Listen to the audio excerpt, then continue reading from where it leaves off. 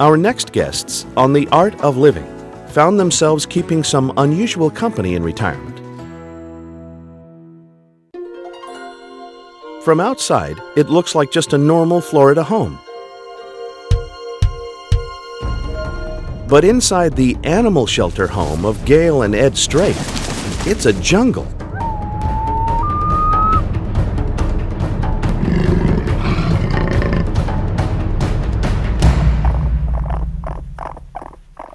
Most spring times we get at least 5 or 6 baby red shoulder hawks.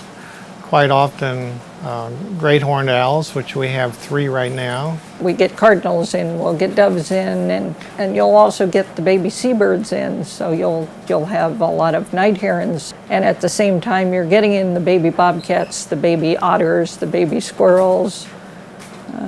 What am I missing? We get quite a few exotic turtles that people keep and then they get too big for them. A lot of people will buy something when it's small, like an iguana, and don't realize how big they're going to get. We've always had an interest in wildlife, and it really became more aware to us when we did find a baby duck one time, and it didn't survive, but the people that we took it to rehab said, if you like wildlife so much, how about helping us? So Gail decided we're going to get our own rehab license. That was 20 years ago. It's a 24-hour-a-day job. It's really hard to get out once you're in, especially after 20 years, because there are so few people doing it that that guilt thing gets to you, that if I'm not doing it, what's going to happen to all these animals? Everything is expensive. Food is a big expense because you have all different animals that each eat different things. We try to keep every kind of food that there is. You have the kitten formula for things like the bobcats, and the raccoons eat the kitten formula, but then you've got the birds of prey, which of course will eat your rats, your mice. We have dog food and cat food for things like the possums and the raccoons. We have tons of produce that has to be fed to the tortoises that come in. We buy worms and we buy crickets, which the postman just loves delivering that stuff. Right now we're going through over 50 pounds of fish every 3 days for all the pelicans that we have. Right now we have pelicans, we have ospreys, all the owls come in. Sometimes we get up to 30 baby screech owls at one time.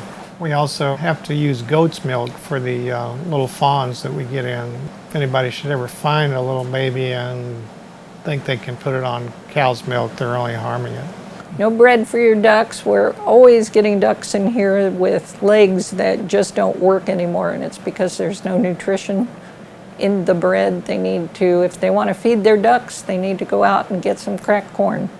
Sadly, humans cause most of the injuries to these animals. Of course, pesticide is a big problem down here. Everybody wants to have a beautiful lawn, and they spray them, and within days we'll have animals coming in.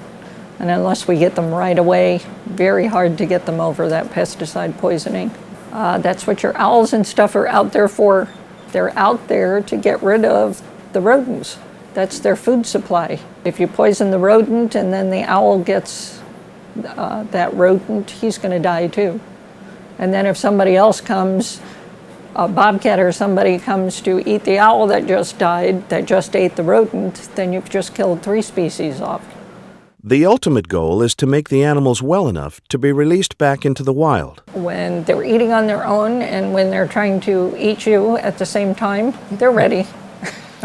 Despite their best efforts, some animals will never be ready.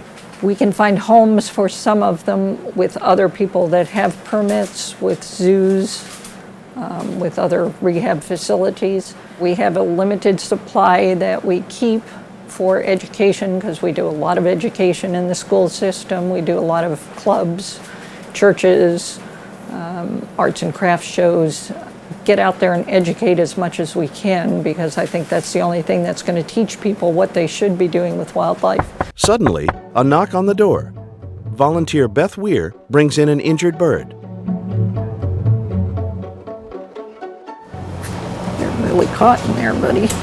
People leave trash, and then when they dive for their food, they get tangled, and it's amazing to think how litter can kill. She may eat right away, you never know, but that's why you just don't want to release it before you find out what condition it's in.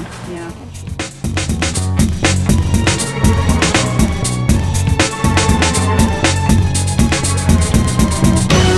I'm not quite sure what it is, but it's got the texture of hair, a lot of hair. And they can get that stuck, and once their mouth's closed, that's it. Hopefully it wasn't attached to a person. Yes, you know, the one thing I learned that the birds have me conditioned, so every time they come and cry, I give them food. So Yeah. My grandson has him conditioned too.